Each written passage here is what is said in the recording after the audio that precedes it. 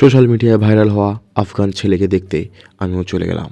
গিয়েই দেখি মানুষ ছন্ন ছাড়া হয়ে চারিদিকে ঘুরে বেড়াচ্ছে, আর এইদিকে জ্যাক স্প্যারো অলিভ অয়েল লাগিয়ে ট্রেড ফেয়ার এসছে। কারোর জলের প্রেশার আবার আকাশ ছুঁই ছুঁই। বেকারত্বের চাপে শঙ্কর চায়ের দোকান খুলে বসেছে। গোলাপ ফুল, জবা ফুল, লাস্টে আমরা পার্কিং ফুল দেখে এগিয়ে গেলাম।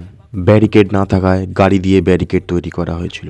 ছোট্ট ছোট্ট পায়ে চলতে চলতে ঠিক পৌঁছে গেলাম টিকিট কাউন্টারে। গিয়েই দেখি সল্টলেক স্টেডিয়ামের উড়ন্ত ক্যাম্প এইখানে লাগানো হয়েছে।